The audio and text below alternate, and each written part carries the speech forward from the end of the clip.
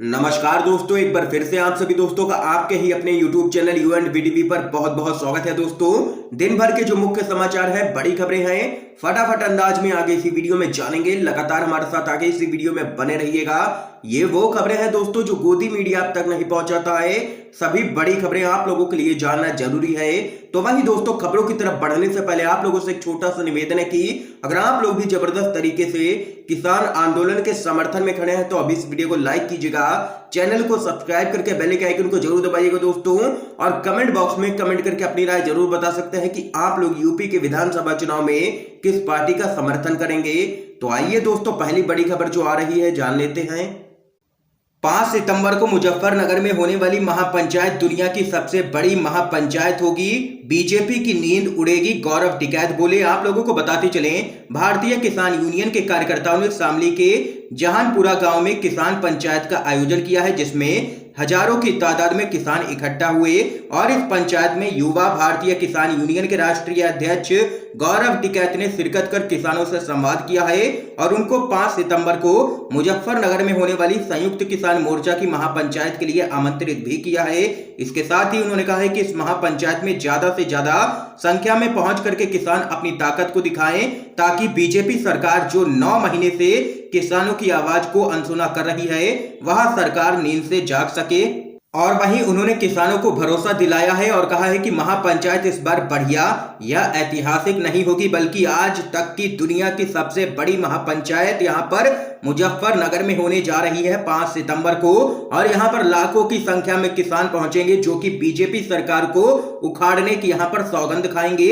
ये यहां पर दो टूक कहना है किसानों का। दोस्तों, एक और अपडेट आ रही है, बड़ी खबर है दोस्तों। अमेरिका ने लिया है काबुल हमले का बदला, इस्लामिक स्टेट को निशाना बनाकर के की है बड़ी एयर स्ट्राइक। आप लोगों को बताते चलें, गुरुवार को हुए काबुल धमाके में अपने 13 सैनिकों को गंवाने के बाद अमेरिका ने आतंकी संगठन इस्लामिक स्टेट के खिलाफ यहां पर अपना अभियान तेज कर दिया है। अमेरिकी सेना ने इस्लामिक स्टेट को निशाना बनाते हुए अफगानिस्तान में एयर स्ट्राइक की है। ड्रोन से की गई बमबारी में कई आतंकियों के मारे जाने की यहां पर खबर है। हालांकि अमेरिकी सेना के द्वारा प्रेस कॉन्फ्रेंस कर आधिकारिक जानकारी अभी दी जाएगी। आप लोगों को बताते चलें, अमेरिकी रक्षा विभाग पेंटागन के अनुसार काबुल हवाई अड्डे पर हमले के जवाब में अमेरिकी हवाई हमले ने अफगानिस्तान में इस्लामिक स्टेट को निशाना बनाया है और यहां पर कई आतंकियों के मारे जाने की भी खबर है। यानी कि कुल मिलाकर के देख सकते हैं कि एक दिन पहले ही अमेरिकी राष्ट्रपति जो बाइडेन ने कहा था कि वो किसी को भी नहीं छोड़ेंगे, जिन्होंने भी हमला किया है उनको ढूंढ ढूंढ करके मारेंगे। और अब यहां पर अमेरिका ने कर दी है एयर स्ट्राइक। एक और बड़ी खबर जान लेते हैं, बंगाल में बीजेपी को लगेगा बड़ा झटका, पूरी बीजेपी टूट की कगार पर। ममता बनर्जी की टीएमसी होगी और भी मजबूत, अगले महीने कई नेताओं की होगी घर वापसी। पश्चिम बंगाल विधानसभा चुनाव से पहले टीएमसी छोड़ करके बीजेपी में शामिल हुए नेताओं की घर वापसी की अटकलें लग रही हैं। टीएमसी के द्वारा नेताओं की प्रोफाइल और चुनाव प्रचार के दौरान किसी ने पार्टी को बदनाम किया या नहीं, इसके आधार पर नामों को अंतिम रूप दिया जाएगा। राजीव बनर्जी और फुटबॉलर से सांसद बने दीपेंदु विश्वास के नाम संभावित वापसी में शामिल किए गए हैं। और वहीं नेताओं को शामिल करने पर अंतिम निर्णय तृणमूल कांग्रेस सुप्रीमो ममता बनर्जी और पार्टी के राष्ट्रीय महासचिव अभिषेक बनर्जी के द्वारा ही लिया जाएगा। तो यहां पर दोस्तों देख सकते हैं कि एक के बाद एक तगड़ा झटका पश्चिम बंगाल के अंदर बीजेपी को लगता हुआ नजर आ रहा है। पहले मुकुल रॉय से लेकर के कई बड़े नेता टीएमसी में शामिल हो चुके हैं और अब यहां पर बीजेपी को एक और बड़ा झटका लगता हुआ नजर आ रहा है। ममता बनर्जी की टीएमसी होगी और भी मजबूत और कई सैकड़ों नेता यहां पर घर वापसी करने की तैयारी कर रहे हैं, यानी कि टीएमसी ज्वाइन करेंगे एक बार फिर से, जो कि भाजपा के लिए एक बड़ा झटका है। दोस्तों, एक और अपडेट आ रही है सामने, अगर किसान खालिस्तानी तो दिल्ली में बैठी सरकार तालिबानी। राकेश टिकैत ने चंडीगढ़ से बोला है जोरदार हमला। किसान नेता राकेश टिकैत ने चंडीगढ़ में कहा है कि किसान आंदोलन अब सिर्फ कृषि कानूनों के खिलाफ न रह करके देश बचाने का आंदोलन बन गया है। उन्होंने कहा है कि 5 सितंबर को मुजफ्फरनगर की राष्ट्रीय किसान महापंचायत से यूपी के साथ मिशन देश भी शुरू करेंगे। सरकारी संपत्तियों को निजी हाथों में बेचने का पुरजोर विरोध होगा। इसके साथ ही उन्होंने ऐलान किया है कि पीएम मोदी के 2022 में किसानों की आय दोगुना होने के ऐलान के अनुसार किसान 1 जनवरी से अपनी फसल दोगुनी कीमत पर बेचना शुरू कर देंगे। सरकार इसकी तैयारी अभी से ही पूरी कर ले। और वहीं भारतीय किसान यूनियन के राष्ट्रीय प्रवक्ता राकेश टिकैत ने आगे कहा है कि केंद्र सरकार किसानों को खालिस्तान जाट लैंड के नाम पर बांटने की कोशिश कर रही है, जिसे बंद कर दे। अगर किसान खालिस्तानी है तो दिल्ली में बैठी सरकार तालिबानी है। आज सरकार में बैठे लोग बंदूक के जरिए देश पर कब्जा जमाना चाहते हैं, लेकिन दिल्ली की सीमाओं पर बैठा किसान अब उठने वाला नहीं है। नए कानून वापस लेकर के एमएसपी की गारंटी का कानून तो बनाना ही पड़ेगा। ये यहाँ पर दो टूक कहना है किसान नेता राकेश टिकैत का। और दिल्ली में बैठी मोदी सरकार को तालिबानी करार दिया है राकेश टिकैत ने। आप लोग राकेश टिकैत की इस बात का समर्थन करते हैं या फिर नहीं? अपनी राय हाँ या ना में जरूर बताइएगा। एक और अपडेट आ रही है सामने। बीजेपी की आय तो 50% बढ़ गई और आपकी कितनी बड़ी है? राहुल गांधी ने साधा है भाजपा पर निशाना। कांग्रेस पार्टी के पूर्व अध्यक्ष और लोकसभा के सांसद राहुल गांधी ने ट्वीट करते हुए भारतीय जनता पार्टी पर तीखा हमला बोला है। सवालिया लहजे में राहुल गांधी ने कहा है कि भाजपा की इनकम 50% बढ़ गई, लेकिन आम लोगों की आय में कोई भी इजाफा यहां पर नहीं हुआ है। दरअसल राहुल गांधी ने अपने ट्वीट में एडीआर की इस रिपोर्ट का जिक्र किया है, जिसमें बताया गया है कि 2019 से 2020 के बीच भारतीय जनता पार्टी की इनकम में 50% की जबरदस्त बढ़ोतरी हुई है। रिपोर्ट के मुताबिक भाजपा को सबसे ज्यादा चंदा इलेक्टोरल बॉन्ड के जरिए यहां पर मिला है, जिस पूरे मामले पर राहुल गांधी हमलावर हैं केंद्र की मोदी सरकार पर। एक और अपडेट आ रही है सामने। अडानी के तय किए गए रेट के बाद हिमाचल में अचानक से गिरे हैं सेब के दाम। कांग्रेस ने दिया है मौन धरना। आप लोगों को बताते चलें, तीनों ही कृषि कानूनों के खिलाफ दिल्ली की सीमाओं पर धरना दे रहे किसानों का डर यहां पर सच साबित होने लगा है।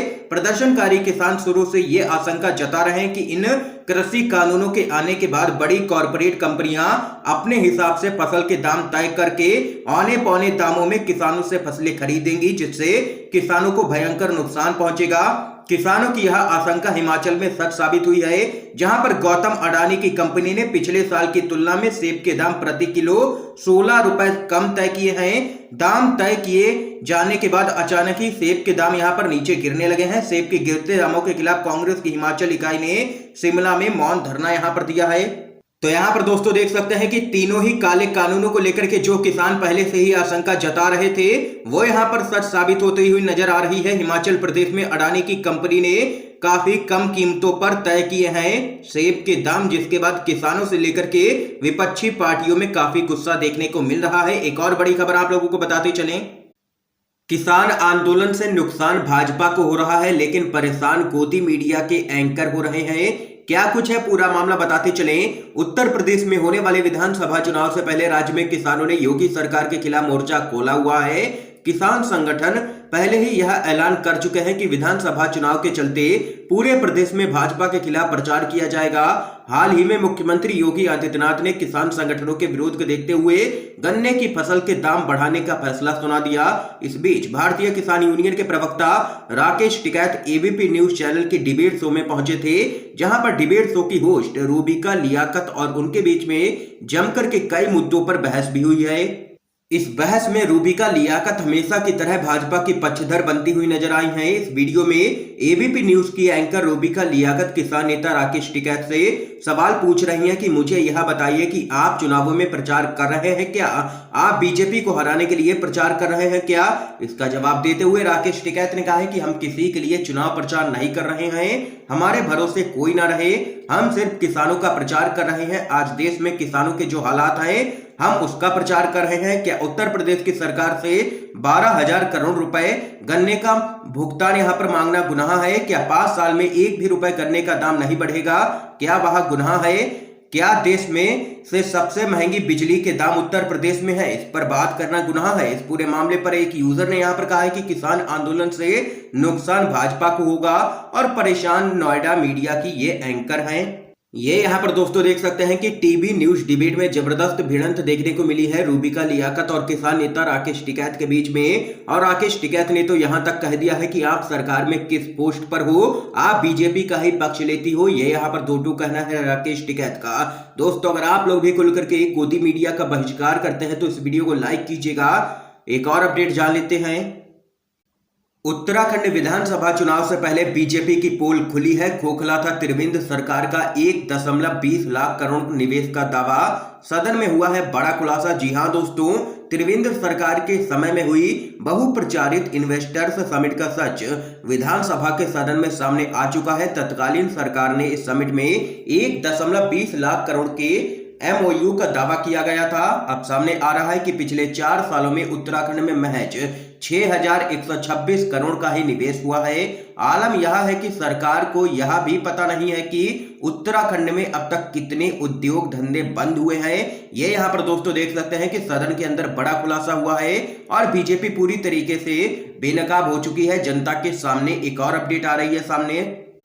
अखिलेश यादव बोले बाबा जी जाने वाले हैं, बताया योगी को सीएम बनने से पहले भी इसी नाम से बुलाते थे। आप लोगों को बताते चलें, यूपी विधानसभा चुनाव होने में अभी काफी समय है, लेकिन भाजपा सपा सहित अधिकांश पार्टियां इसकी तैयारियों में अभी से ही जुट गई हैं। यूपी विधानसभा चुनाव से जुड़े मुद्दे पर एक टीवी चैनल पर आयोजित कार्यक्रम में समाजवादी पार्टी के राष्ट्रीय अध्यक्ष एवं यूपी के पूर्व मुख्यमंत्री अखिलेश यादव ने मौजूदा मुख्यमंत्री योगी आदित्यनाथ पर निशाना साधते हुए कहा है कि बाबा जी अब जाने वाले हैं। इसके साथ ही जब उनसे पूछा गया कि आप योगी आदित्यनाथ को बाबा जी क्यों कह रहे हैं, तो उन्होंने जवाब देते हुए कहा है कि वे उन्हें सीएम बनने से पहले भी इसी नाम से बुलाते थे। ये यहाँ पर अखिलेश यादव ने जोरदार हमला बोला है यूपी के मुख्यमंत्री योगी आदित्यनाथ पर और कहा है कि जल्द ही वह गोरखपुर रवाना होंगे, उनकी विदाई तय है। यूपी के विधानसभा चुनाव में जनता इंतजार कर रही है कि कब वोटिंग हो और कब वो बीजेपी की विदाई करे। ये यहाँ पर दोस्तों इस समय की सभी बड़ी खबरें थी जो हमने आप लोगों तक पहुंचाई हैं। अगर आप लोगों को ये वीडियो पसंद आया हो तो वीडियो को लाइक कीजिएगा, ज्यादा से ज्यादा इस वीडियो को शेयर कीजिएगा ताकि आप सभी के दोस्त भी इन खबरों को जान सकें। वीडियो देखने के लिए दोस्तों आप सभी का बहुत बहुत धन्यवाद। जय हिंद, जय भारत।